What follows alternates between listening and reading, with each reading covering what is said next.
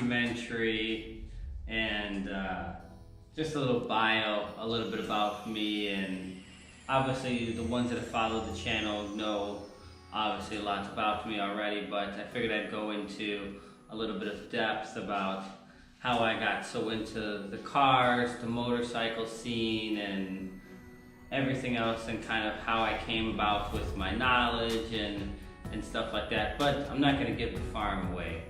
So let's just go on ahead and begin.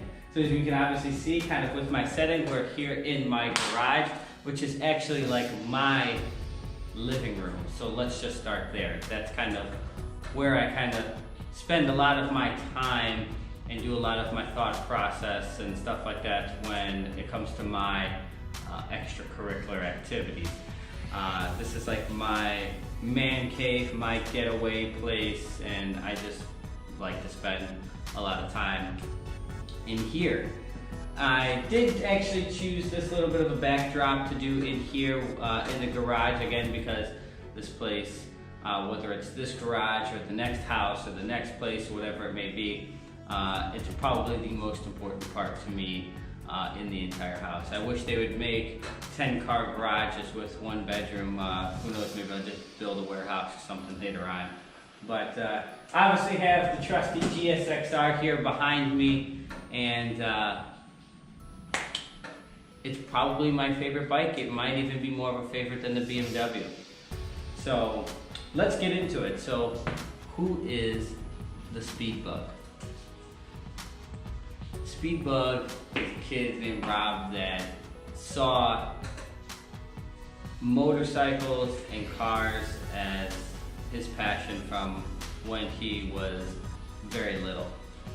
Ever since my dad, he had a muscle car, he had himself a second-gen Trans Am, and when he would go out and fix on it and wrench on it or whatever, just do tune-up, whatever it may be. Obviously at this little point I was too young to remember, but family members and such tell me that I was always out there with him doing car stuff just to help out. And it was just fun for me at the time, not only to spend time with him. At that time, obviously, it was too little. I was probably only, this tall or so. It was kind of just me jumping on the seat there, hanging out in the car, but just being in the atmosphere. But as time progressed and stuff like that, you grow and be fond to, some of the things that you decide to like and develop your own taste into things. Well, I've always had a great affinity for an American muscle car, and it probably has a lot to portray with my dad having an American muscle car. But then again, a lot of my other friends and family members grew up around muscle cars, and they grew to like some of the tuner cars. And not that I dislike them, but I just prefer the American muscle cars overall. Obviously, you all know my favorite car is a Trans Am, even though it is the same car as a Camaro. I've owned both, but I just really like Pontiac. I always thought Pontiac did a better job at designing the pony car, and it's just kind of what I've really grown to like.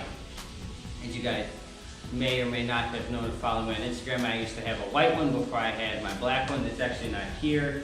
It's actually in the race car trailer at the moment, but that is my favorite car, even more than Snow White, the Corvette. The Corvette is badass, but the Trans Am will always be my favorite. So you guys probably want to know how I got into all of this and the motorcycle scene as well. Well, now for the motorcycles and such, me also being around my dad and having his Trans Am and hearing it rev, and not only watching drag racing on TV and going to monster trucks and stuff like that, which I'm super thankful that he was able to expose me to stuff like that, because it's really had me grow into something that I love dearly. I mean, engines, mechanics, and stuff like that, it's what I live for. I really love it. And I wouldn't trade it any other way. Again, it's like a lot of people get away and go on vacation and stuff like that, And yes, I currently reside in Florida, even though I used to reside in Chicago, but when I'm on my bike or when I'm driving my car or whatever, when I'm in my garage, I'm on vacation 100% of the time and love it, and I can't think of any other better place to be at that time other than to be with me and my machines at the moment. But getting into the motorcycle scene, when I saw, not only knowing that the Trans Am and the Camaros and the Corvettes and the Mustangs and the Challengers, the Chargers, you know, whatever it may be, hell, even some of the tuner cars like the Supras and the RX-7s and stuff back in the day. The motorcycles were also always there because I thought motorcycles were really cool, and I saw how fast they could accelerate. And even though I was still young at the time, didn't really know acceleration and stuff like that, but when I was probably about 6 years old, my uncle, he got a motorcycle. And that was a time where I got to finally go fast on one, because I'd been on dirt bikes before, and I always was riding my bicycle and practicing doing wheelies and stuff like that. But going 20 or 30 on a dirt bike is not the same as going 60, 70, 80 or so on a crotch rocket.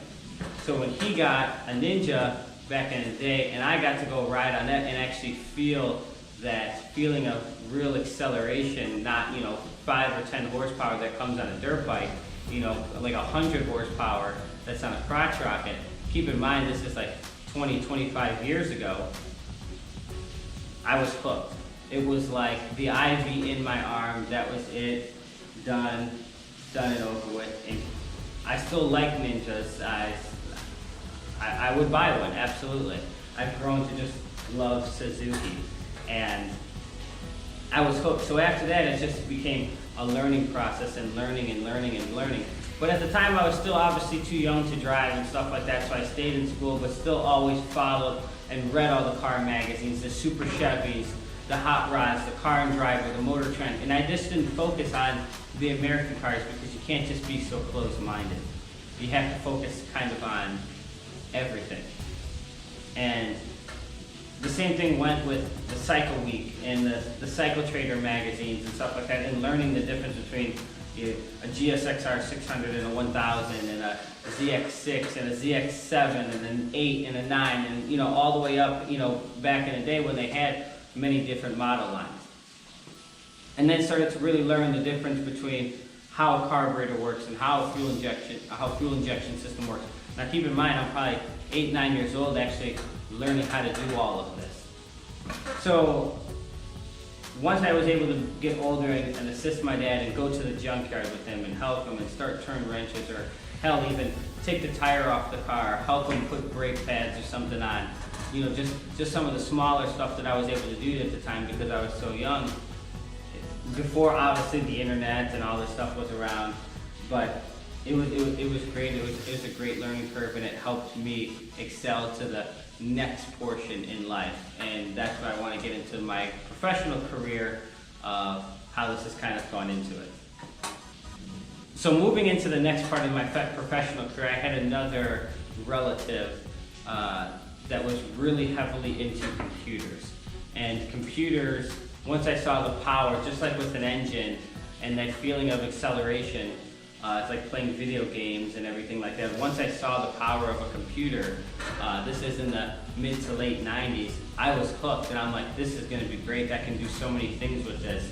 And instantaneously, whatever couldn't be done that was out of the box, I said, well, why can't it? I can make it. And that's kind of where I started to think like a programmer at a very young age, and learning how to build and do things in Visual Basic and stuff like that in middle school and high school.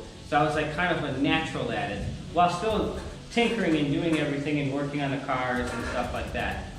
So my all-time dream was always to be a mechanic and stuff like that. But as you get older and get wiser, you can only make so much money turning wrenches. So I decided to put that passion also on hold, solely because if I did my passion as a job, I probably wouldn't enjoy it as a hobby as much. But I still also really love computers.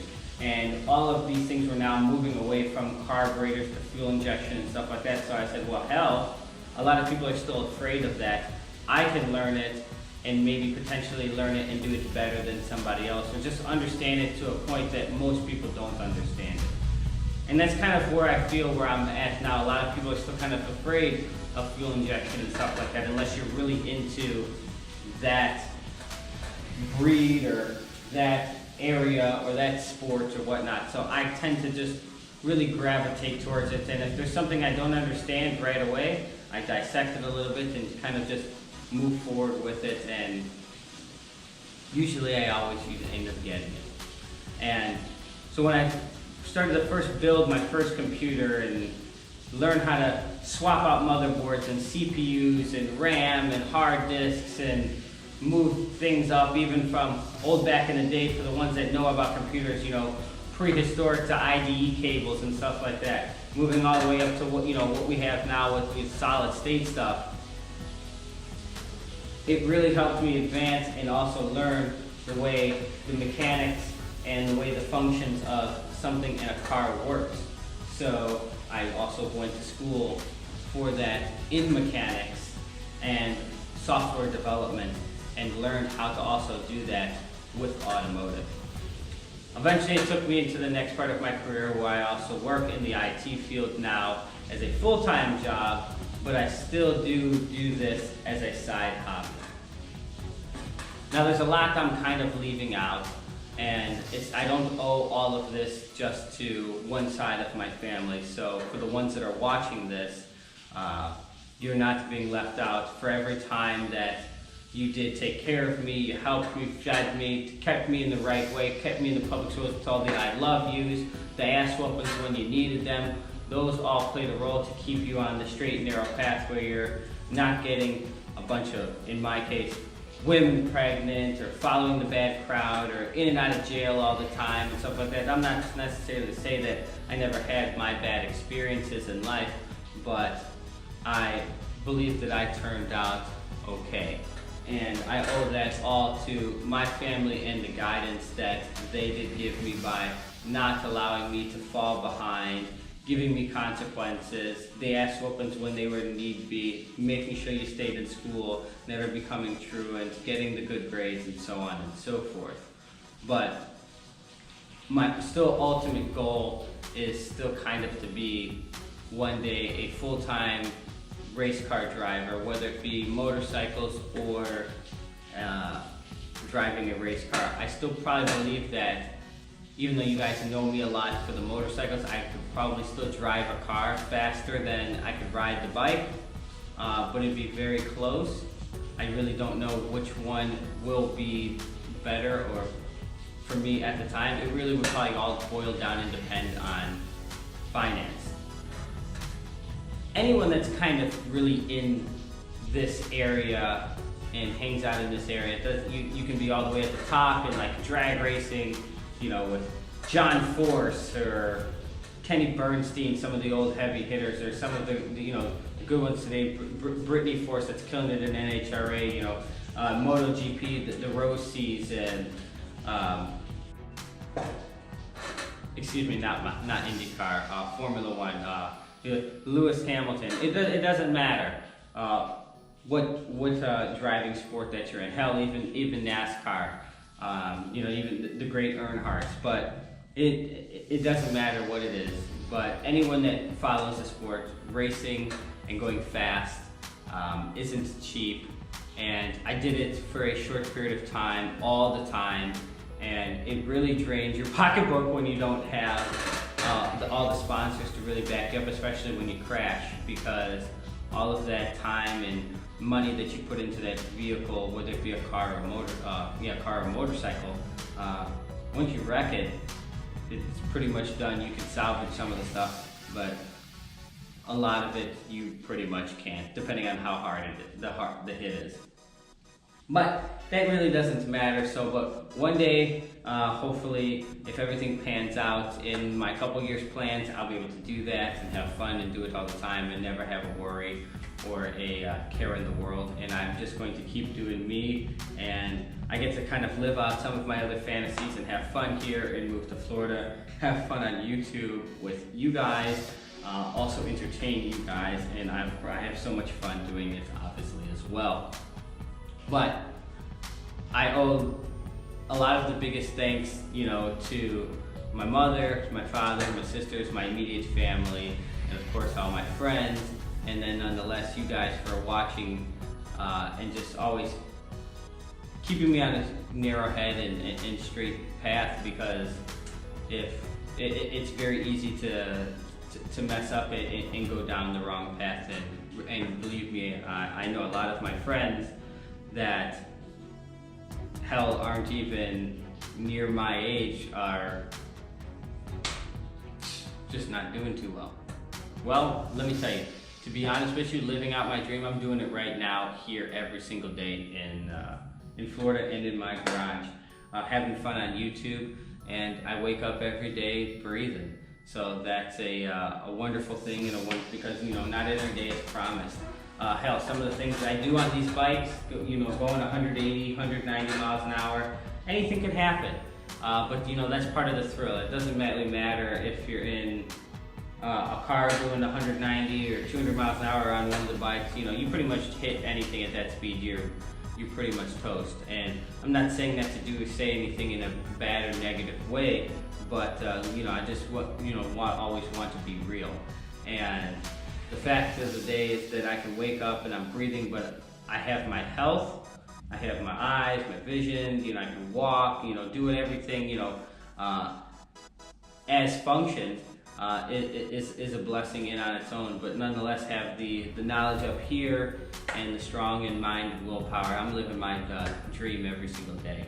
So now you guys know kind of a little bit about me, and there's going to be many other videos and many other things coming with me in the future, in the past, some more track racing and stuff like that. I don't definitely foresee any Ducatis coming back to the channel or anything like that, so whatever, I probably lost a lot of followers.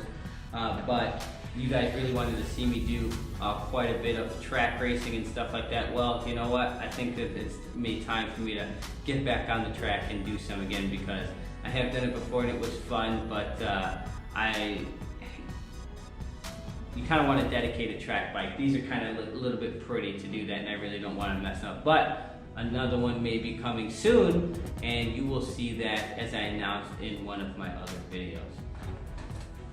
So this is kind of just a little bit of a quick documentary just here on myself for you guys to kind of know and where it all came from. I've been riding and doing this pretty much my entire life since I've been 3, 4, 5 years old, tinkering around with tools, being around motorcycles, getting ridden on the back of motorcycles, driving the dirt bikes, driving on my dad's lap, 3, 4 years old, just being around it and his friends and stuff like that. So it's kind of like in my blood. And the second I got a chance to actually do it and control it myself, again, it was like in my veins. I was really hooked. But I think that's gonna wrap it up for my quick little documentary. I hope you guys really liked it, and we'll see you here for another episode, another more badass one here on the SpeedBug channel. Deuces.